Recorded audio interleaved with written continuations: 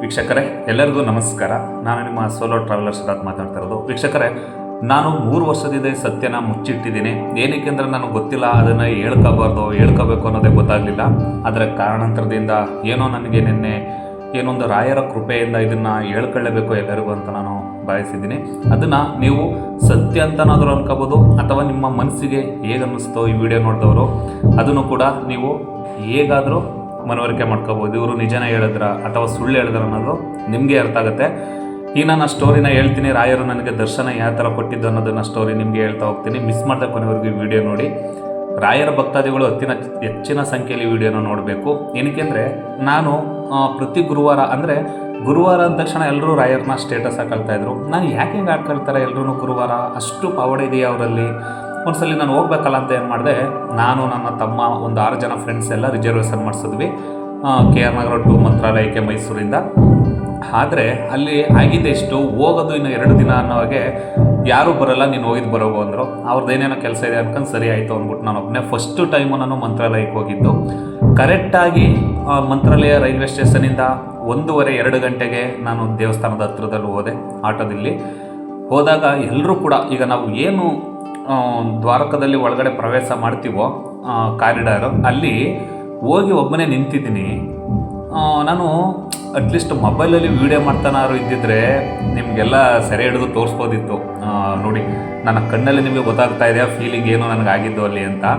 ಆದರೆ ನಾವು ತುಂಗಭದ್ರಾ ನದಿ ಐತಲ್ಲ, ಆ ಹೊಳೆ ಹತ್ರ ಹೋಗ್ತೀವಲ್ಲ ನೋಡಿ ಸ್ನಾನ ಮಾಡೋದಕ್ಕೆ, ಆ ಮಾರ್ಗದಲ್ಲಿ ಕೈಗೆ ಗಂಧ, ಇಲ್ಲೂ ಗಂಧ ಹಾಕ್ಕೊಂಡು ಮತ್ತು ಹಣೆಯಲ್ಲಿ ಗಂಧ ಮತ್ತು ಒಂಥರ ಶಲ್ಯ ಬರೀ ಇಷ್ಟೇ ಹಾಕೊಂಡಿರೋ ಅಂಥ ಒಂದು ನಿಜ ದರ್ಶನ ಅಂದರೆ ಅದು ಹೇಳೋಕ್ಕೆ ನನಗೆ ಅಸಾಧ್ಯ ಆಗ್ತಾಯಿದೆ.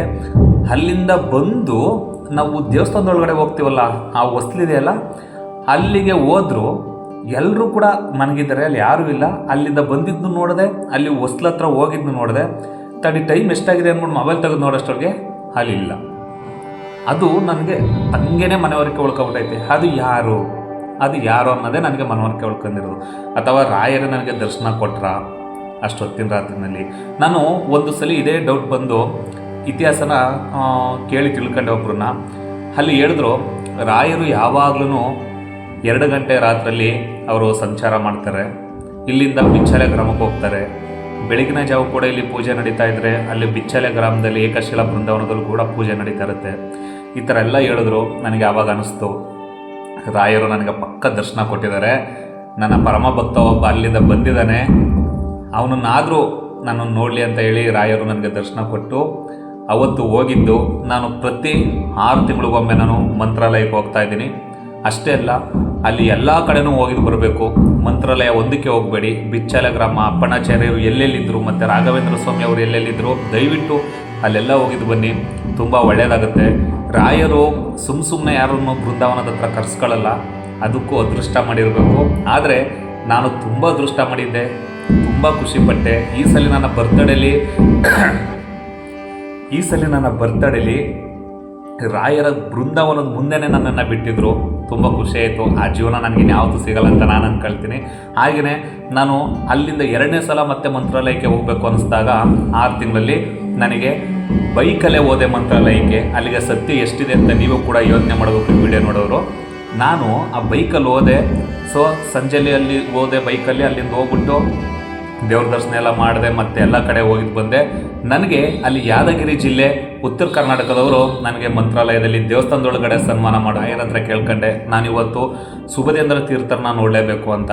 ನನಗೆ ಯಾವಾಗಲೂ ಸಿಕ್ಕಿಲ್ಲ, ಈ ಸಲ ಏನಾದ್ರು ತೋರಿಸ್ಕೊಡಪ್ಪ ಅಂತ. ನಾನು ದರ್ಶನಕ್ಕೆ ನಿಂತಿದ್ದೆ, ನನ್ನ ಪಕ್ಕದಲ್ಲೇ ಬಂದರು, ನನಗೆ ಆಶೀರ್ವಾದ ಕೂಡ ಮಾಡಿದ್ರು. ಆ ವಿಡಿಯೋನ ನಾನು ನಿಮ್ಗೆ ಹಾಕ್ತೀನಿ.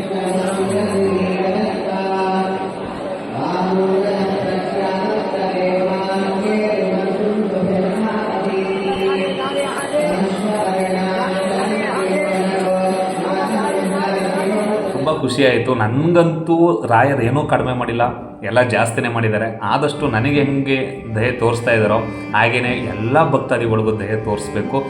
ಎಲ್ಲರೂ ಹೋಗಿದ್ದು ಬನ್ನಿ, ಒಳ್ಳೆಯದಾಗಲಿ.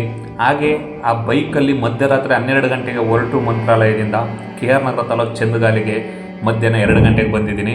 ನೀವು ಅರ್ಥ ಮಾಡ್ಕೊಳ್ಳಿ, ಅದು ಫುಲ್ಲು ಕಾಡಿನ ಪ್ರದೇಶ, ಏನು ಬೇಕಾದರೂ ಆಗ್ಬೋದು, ಅಲ್ಲಿ ಯಾವುದೇ ವೆಹಿಕಲ್ಸ್ ಇರಲಿಲ್ಲ. ಅಂಥದ್ರಲ್ಲಿ ನಾನು ಒಬ್ಬನೇ ಬಂದಿದ್ದೀನಿ ಅಂದರೆ ರಾಯರು ನನ್ನ ಹಿಂದೆ ಇದ್ದೇ ಇರ್ತಾರೆ, ನನ್ನ ಮುಂದೆನೂ ಇರ್ತಾರೆ. ಯಾಕೆಂದರೆ ಅವ್ರು ಇಲ್ಲ ಅಂದರೆ ನನಗೆ ಏನೇನೂ ಅಲ್ಲ, ಅವ್ರು ಇರೋದ್ರಿಂದ ನಾನು ಈ ಥರ ಇದ್ದೀನಿ. ನಾನು ಪ್ರತಿ ತಿಂಗಳು ಕೂಡ ಅಂದರೆ ಪ್ರತಿ 6 ತಿಂಗಳಿಗೂ ಕೂಡ ನಾನು ಮಂತ್ರಾಲಯಕ್ಕೆ ಹೋಗ್ತಾ ಇರ್ತೀನಿ. ಏನಕ್ಕೆ ಅಂದರೆ ಹೆಚ್ಚಿನ ಸಂಖ್ಯೆಯಲ್ಲಿ ಜನ ಇವಾಗ ಮಂತ್ರಾಲಯಕ್ಕೆ ಹೋಗೋಕ್ಕೆ ಪ್ರಾರಂಭ ಮಾಡಿದ್ದೀರಾ. ಆಗಲಿ, ಒಳ್ಳೆಯದಾಗಲಿ. ರಾಯರು ಯಾವತ್ತೂ ನಿಮ್ಮ ಜೊತೆ ಇರ್ತಾರೆ. ಆದರೆ ನಾನು ಒಂದು ಹೇಳೋಕ್ಕೆ ಇಷ್ಟಪಡ್ತೀನಿ, ದಯವಿಟ್ಟು ಮಂತ್ರಾಲಯಕ್ಕೆ ಹೋದಾಗ ರೀಲ್ಸ್ಗೆ ಅಂತಲೇ ನಿಂತ್ಕೋಬೇಡಿ. ದಯವಿಟ್ಟು ದೇವ್ರ ದರ್ಶನ ಮಾಡಿ ಆಮೇಲೆ ಬೇಕಾದ್ರೆ ರೀಲ್ಸ್ ಮಾಡಿ, ಅದನ್ನು ಯಾರೂ ಬೇಡ ಅಂತ ಹೇಳಲ್ಲ. ಅಚ್ಚುಕಟ್ಟಾಗಿ ಅದನ್ನು ಆ ಸ್ಥಳನ ದಯವಿಟ್ಟು ಭಕ್ತಾದಿಗಳಲ್ಲಿ ಮನವಿ ಮಾಡ್ಕೊತಾ ಇದ್ದೀನಿ, ಅಚ್ಚುಕಟ್ಟಾಗಿ ಆ ದೇವಸ್ಥಾನದ ಆವರಣವನ್ನು ಶುಚಿತ್ವವಾಗಿ ಇಡಿ. ಏಕೆಂದರೆ ನಾವು ಹೋದವರೇ ಕೂಡ ಅದನ್ನು ಶುಚಿತ್ವವಾಗಿ ಇಟ್ಟು ಬರಬೇಕು. ಎಲ್ಲೋ ಗಲೀಜು ಮಾಡಿದಾಗೆ ಒಳೆ ಭಾಗದಲ್ಲಾಗಲಿ ಅಥವಾ ಕೂತ್ಕೊಳ್ಳೋ ಕಾರಿಡಾರಾಗಲಿ ದಯವಿಟ್ಟು ಎಲ್ಲರೂ ಸ್ವಚ್ಛತೆಯನ್ನು ಕಾಪಾಡಿ ಅಂತ ಹೇಳ್ತಾ, ಶ್ರೀ ಗುರು ರಾಘವೇಂದ್ರ ಸ್ವಾಮಿಯವರು ನಿಮಗೆ ಒಳ್ಳೆಯದು ಮಾಡಲಿ. ನಾನು ಪ್ರತಿ 6 ತಿಂಗಳು ಒಂದು ಸಲ ನಾನು ಮಂತ್ರಾಲಯಕ್ಕೆ ಹೋಗ್ತಾ ಇದ್ದೀನಿ. ಇದೇ ಅಕ್ಟೋಬರ್ 9ನೇ ತಾರೀಕು ನಾನು ಮಂತ್ರಾಲಯಕ್ಕೆ ಹೊರಟಿದ್ದೀನಿ. ಯಾಕೆಂದರೆ ನಾನು ಹೇಳಿದ್ದೀನಿ ರಾಯರಿಗೆ, ನನ್ನಲ್ಲಿ ಎಷ್ಟು ಸಾಧ್ಯನೋ, ಎಷ್ಟು ನಾನು ಬದುಕಿರೋ ತನಕ ಬರೋಕ್ಕೆ ಸಾಧ್ಯನೋ ನಿನ್ನ ಹತ್ರ, ಅಲ್ಲಿ ತನಕ ನಾನು ಬರ್ತಾ ಇರ್ತೀನಿ. ಒಂದು ವೇಳೆ ನಾನು ಸತ್ತಂಥ ಕಾಲಕ್ಕೆ ನನ್ನ ಆತ್ಮ ಈ ಮಂತ್ರಾಲಯದಲ್ಲಿ ಇದ್ದರೆ ಸಾಕು, ನಾನು ನಿನ್ನ ಹತ್ರ ಇದ್ದಂಗೆ ಅಪ್ಪ ರಾಘವೇಂದ್ರ ಸ್ವಾಮಿ ಅಂತ ನಾನು ದೇವರ ಹತ್ರ ಕೇಳ್ಕೊಂಡಿದ್ದೀನಿ. ಈ ವಿಡಿಯೋ ಇಷ್ಟ ಆದರೆ ದಯವಿಟ್ಟು ಎಲ್ಲರಿಗೂ ಶೇರ್ ಮಾಡಿ. ಎಲ್ಲರಿಗೂ ಧನ್ಯವಾದಗಳು.